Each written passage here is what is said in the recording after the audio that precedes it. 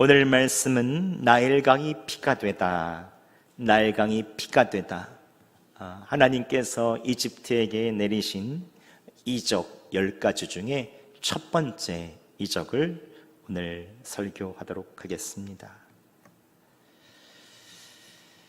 여러분, 한 나라의 역사를 살펴보면 그 나라의 수도에는 꼭 강이 있는 것을 볼 수 있습니다.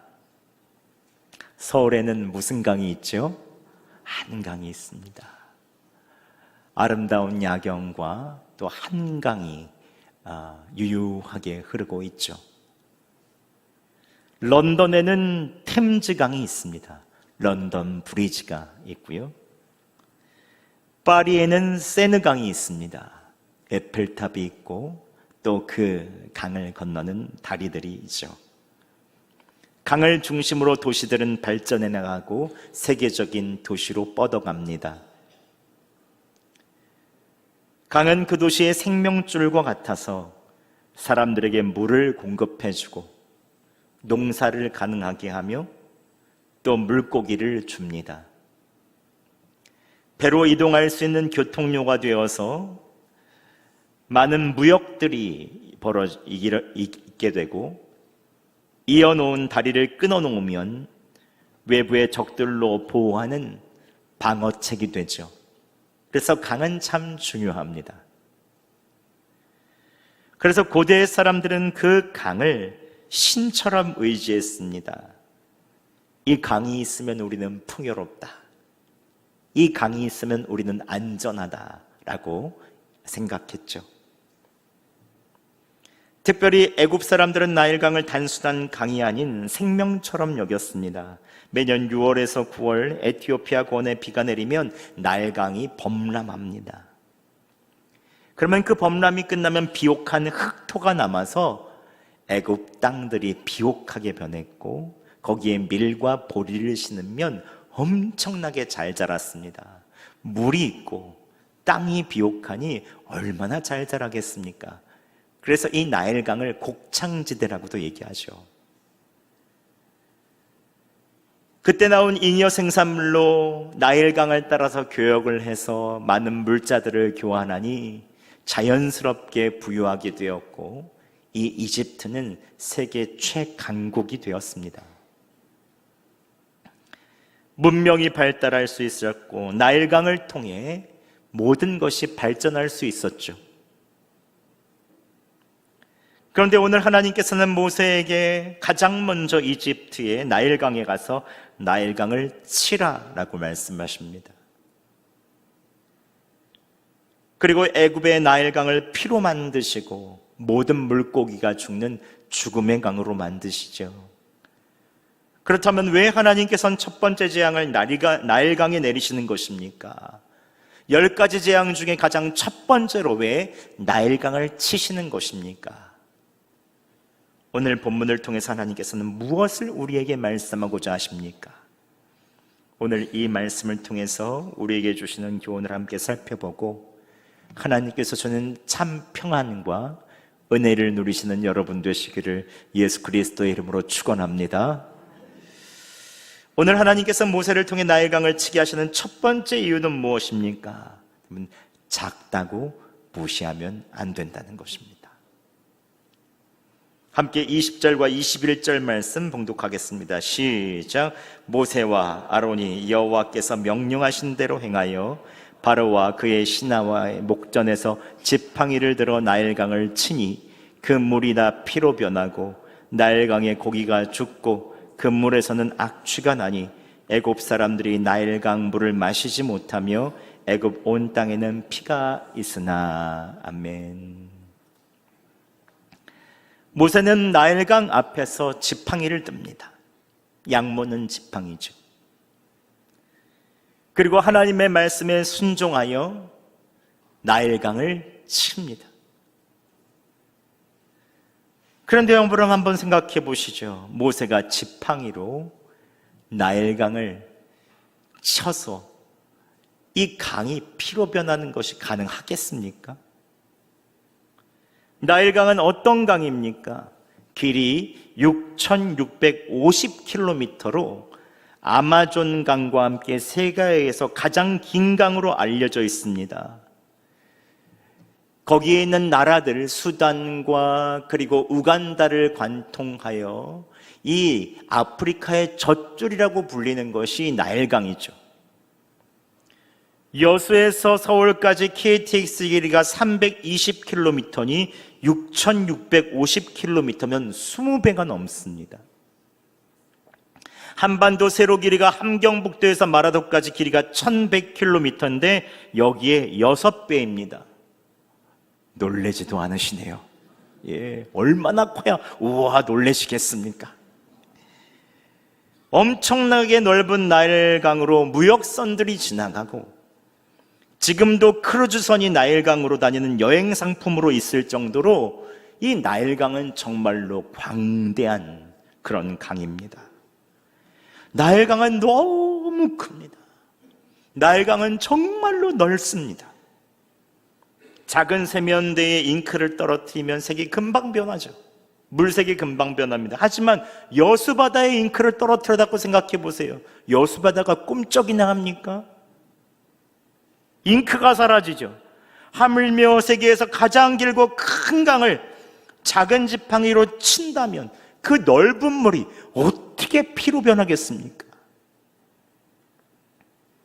모세는 바로와 신하들이 보는 앞에서 양모는 작은 지팡이를 들고 그 앞에 섭니다. 모세의 마음이 어땠을까요? 그 큰 강 앞에, 애굽의 큰 권위 앞에 모세 스스로 아마 굉장히 작게 느껴졌을 것입니다. 모세는 아침에 광대한 나일강 바로 앞에 섭니다. 모세가 든 것은 단지 한 자루의 지팡이입니다.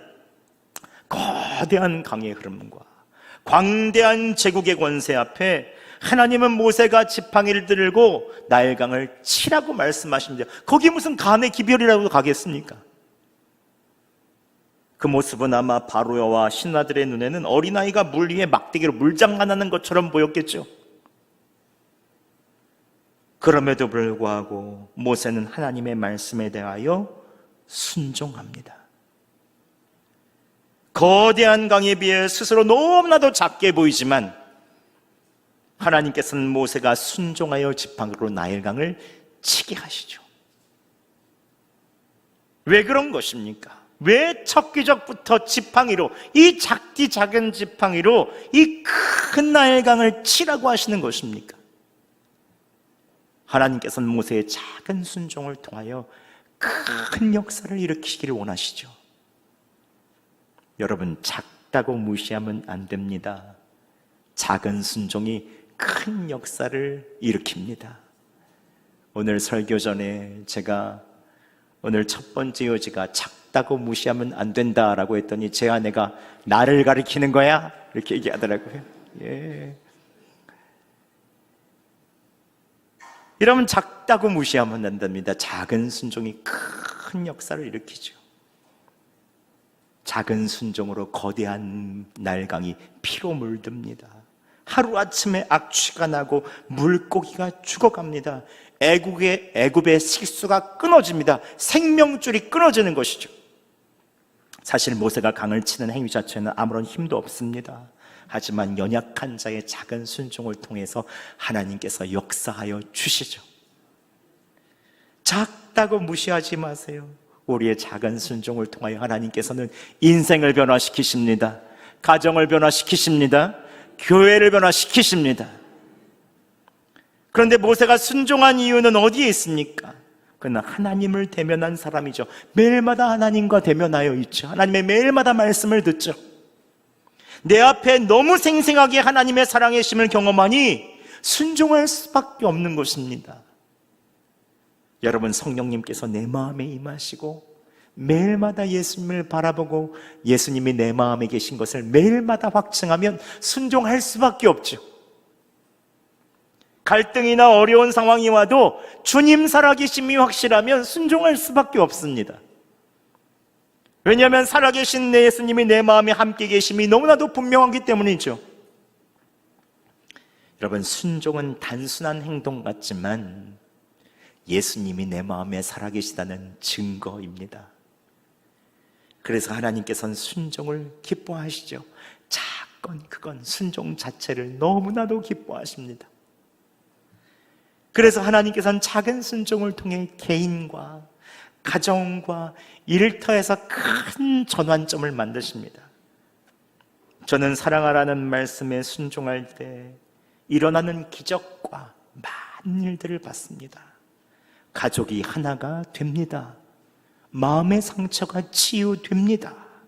새로운 미래가 활짝 열리는 것을 많이 봤습니다. 사랑하라는 그 명령 하나에 순종했는데, 또한 용서하라는 말씀에 순종했을 때 서로의 막혀진 장벽이 무너지고 새로운 서로에 관한 일들이 일어나는 것을 진짜 많이 봤습니다.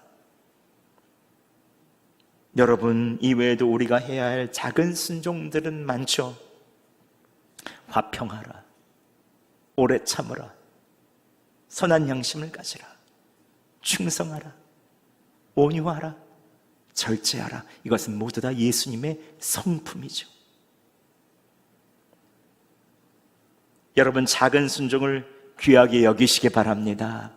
그래서 여러분, 이번 여름에는 꼭 묵상책을 사서 여러분의 있는 책상 위에 놔두시기 바라요. 그래서 매일마다 말씀을 보면서 하루 딱 한 가지만 순종해 보세요. 하루 한 가지만 순종하면 1년에 365가지를 순종하는 것입니다. 그럼 하나님의 성품이 내 안에 밀려들죠. 그럼 반드시 변화가 일어납니다. 여러분, 작은 순종을 귀하게 여기시기 바랍니다. 살아계신 예수님 바라보며 매일마다 순종하시기 바랍니다. 하나님께서 큰 변화를 일으켜 주실 것입니다. 또한 오늘 하나님께서 모세를 통해 나일강을 치게 하시는 두 번째 이유는 무엇입니까? 나의 우상은 무엇인가? 라는 것을 알려주고 싶으십니다. 애굽 사람들에게 나일강은 단순한 강이 아니죠. 이집트는 사막 한가운데 있는 나라입니다. 강수량도 거의 없습니다. 오직 나일강만 의지할 수 있습니다. 저도 성지순례를 통해서 이집트를 한번 가본 적이 있는데 거기는 하수구가 없어요. 비가 안 오는 거예요. 그래서 오직 이 나일강만이 그들에게 유일한 젖줄입니다. 나일강이 없으면 농업도 할 수 없고 식수도 얻을 수 없고 생존도 불가능합니다. 나일강은 이들의 생명줄이죠. 나일강의 범람으로 이들은 풍요를 누렸고, 나일강을 통하여 경제와 무역을 위해서 부를 축축했습니다. 나일강은 애굽의 존재 이유였고, 나일강은 자랑이었죠. 나일강은 애굽 사람들의 심장과 같았습니다. 그러다 보니 이집트 사람들은 나일강을 의지할 뿐만 아니라 숭배했습니다. 우상 삼았습니다. 우상이란 무엇입니까?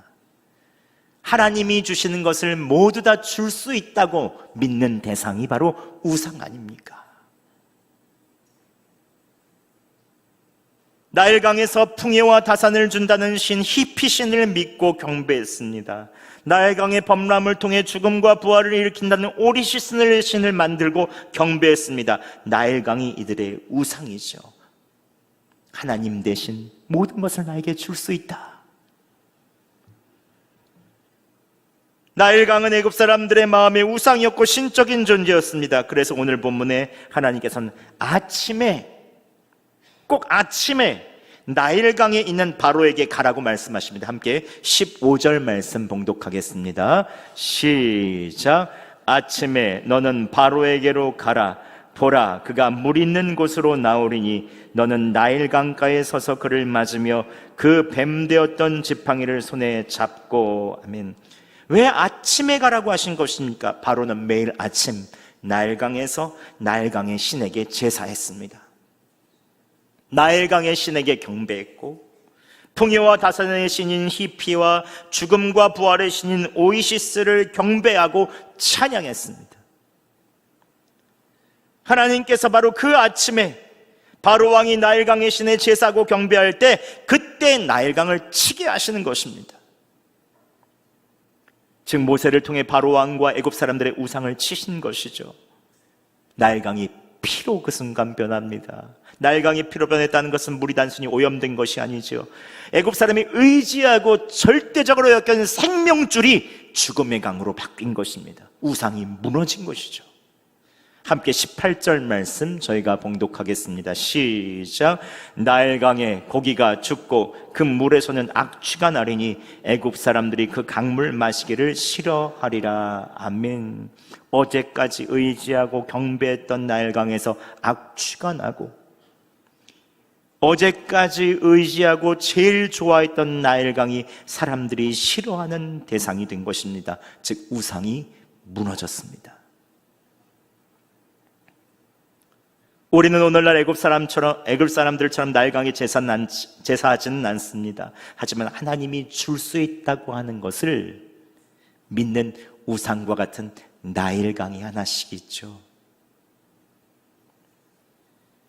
건강이 나일강인 분들도 있습니다. 건강 지키려고 애를 쓰고 운동도 하고 약도 먹고, 이게 나쁘다는 것은 아닙니다. 그런데 건강에 따라서 기분이 좋고 건강에 따라서 기분이 나빠지죠. 건강검진 결과가 좋으면 그렇게 기분이 좋고, 건강검진 결과에 뭐가 보인다고 하면 그렇게 우울합니다. 그런데 한번 생각해 보시죠. 몇 년 전 우리가 코로나 팬데믹으로 갑작스럽게 모든 전 세계가 전염병 공포에 밀려 들어갔을 때 아무리 건강하다고 해도 갑작스럽게 모든 것이 무너지는 것을 우리 눈으로 똑똑히 봤죠. 하나님께서 흔드시면 모든 것이 허망하게 변하는 것입니다. 돈과 주식 계좌가 나일강인 사람들이 있습니다. 아침부터 주식을 보고 코인을 보죠. 주식이 오르면 기분이 좋습니다.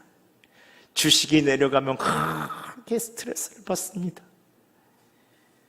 갑작스럽게 경제 위기가 와서 폭락하거나 위기가 오면 그 스트레스로 한숨만 나올 때도 있죠. 하루아침에 악취가 나서 보기도 싫어하는 때도 있죠. 돈과 주식 계좌가 나일강일 때도 있죠. 자녀의 성적과 성공이 나일강인 분들도 있습니다. 자녀의 성적에 일희일비하고 어느 학교에 들어갔느냐, 어느 직장에 들어갔느냐에 따라서 내가 자랑스러워지고 내가 움츠러듭니다. 하지만 여러분, 자녀들이 내 뜻대로 결국 됩니까? 나이가 들면 다 떠나가죠. 현대사회는 AI가 미래를 바꾼다고 말하고 의학이 모든 문제를 해결한다고도 말합니다. 하지만 죄와 죽음, 인간의 공허함은 과학이 풀어주지 못하는 것입니다. 돈, 건강, 성공, 관계, 과학기술, 그 어떤 것이든 내 마음속에 주인의 자리를 차지하고 있을 때 하나님께서 그것들을 흔드시기 시작하시죠. 그러면 어제까지 기쁨이었던 것이 갑자기 오늘 아침에 악취가 나는 것으로, 보기도 싫어지는 것으로 바뀌게 됩니다. 여러분, 이스라엘 백성은 출애굽 이후 40년 동안 아침에 내리는 만나를 먹고 살았습니다. 이전까지는 나일강에 나서 나오는 음식을 먹고 살았죠. 40년 동안 내일 먹을 음식도 없이 산 것이 얼마나 두려운 것인지 계속해서 겪었죠. 40년 동안 이스라엘 백성이 매일 그리워한 것이 나일강입니다. 그래서 매일마다 나를 나일강으로 데려달라, 모세에게 이집트로 다시 가겠다고 말합니다. 그런데 광야 40년을 매일 그 우상을 내려놓고 하늘에서 내리는 음식을 의지하고 매일마다 주님을 바라보는 연습을 하다 보니 나일강 없이 가난하게 사는 방법도 배우고 부유하게 사는 방법도 배우는 것입니다. 하나님만 믿으면 어디서나 먹고 살 수 있다는 믿음을 광야, 고난 속에서 가지게 되죠. 하나님밖에 의지할 수 없는 그곳에서 그들은 믿음을 배웁니다. 여러분, 매 순간 은혜를 구하며 사는 광야의 삶이 초라해 보일 수 있어도 낙심하지 마세요. 그게 가장 축복된 삶일 수 있습니다. 여러분, 여러분의 우상은 무엇입니까? 무엇을 나일강처럼 의지하고 있습니까? 여러분, 우상을 내려놓으시기 바랍니다. 주님을 바라보시기 바랍니다. 나일갈 생각을 내려놓고 주님을 의지하시기 바랍니다. 예수님께서는 어떤 상황에서건 여러분의 만족이 되어 주실 것입니다. 오늘 모세가 나일강을 쳐서 피가 되는 기적은 어떤 의미가 있습니까? 세 번째로는 하나님은 진짜와 가짜를 드러내십니다. 오늘 본문을 읽다 보면 조금 이상한 부분이 나오죠. 모세가 나일강을 치니 물이 다 피로 변했는데 애굽 요술사들도 이것을 따라했다는 것입니다. 함께 22절 말씀 봉독하겠습니다. 시작.